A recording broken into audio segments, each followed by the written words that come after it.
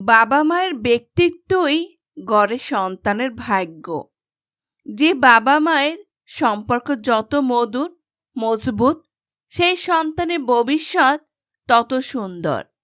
যে বাবা মা ব্যক্তি হিসেবে যতটা শালীন ব্যক্তিত্ববান, তাদের সন্তান ততটা উন্নত মানসিকতা, চরিত্রবান এবং সুন্দর ব্যক্তিত্বের অধিকারী হয়ে গড়ে ওঠে। বাচ্চারা অনুশীলন প্রিয় হয়, আর তাদের জীবনের প্রথম শিক্ষক তাদের বাবা মা। সন্তান তার বাচনভঙ্গি, কাজ করার কৌশল সবকিছু শেখে বাবা মায়ের কাছ থেকে। বাবা মায়ের আচরণ এর প্রভাব সন্তানের ব্যক্তিত্বের উপরে প্রধান প্রভাব বিস্তার করে।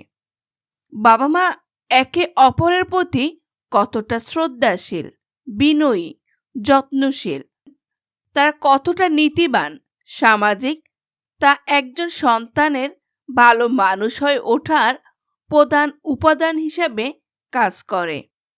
যদি কোনো সন্তান দেখে তার বাবা মা অনৈতিক কাজকর্মে লিপ্ত, তাদের বাচনভঙ্গি অশালীন, সন্তান এর মাঝেও সেই আচরণ প্রভাব বিস্তার করে। আস্তে আস্তে সন্তান বাবা মায়ের অবাধ্য হতে শুরু করে, অনৈতিক কাজে লিপ্ত হয়, সামাজিক আচরণ সৌজন্যতা থেকে দূরে সরে যায়। সন্তানকে শুধু দামি পোশাক, বিলাসবহুল জীবন যাপনে অভ্যস্ত করলেই সে ভদ্র সভ্য হবে না। সে তাই করবে যা তার বাবা মাকে সে করতে দেখবে।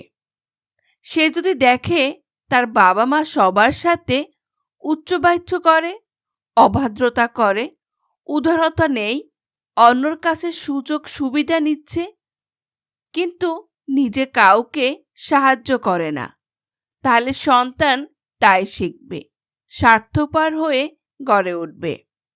আপনি নিজে শিখে আশা করতে পারেন না আপনার সন্তান বিরত থাকবে। আপনি নিজে দুশ্চরিতা করে আশা করতে পারেন না আপনার সন্তান চরিত্রবান হবে। কারণ বাবা মায়ের চরিত্রিক বৈশিষ্ট্য সন্তানের মাঝে প্রকাশ পাবেই। সন্তান বাবা মাকে দেখেই শেখে। আপনার ব্যক্তিত্ব আপনার সন্তানের ভাগ্য গড়বে। জানেন তো, গোবরে সবসময় পদ্মফুল ফোটে না। তাই ভাববেন না আপনি খারাপ, তবুও সন্তান ভালো চরিত্রের হবে।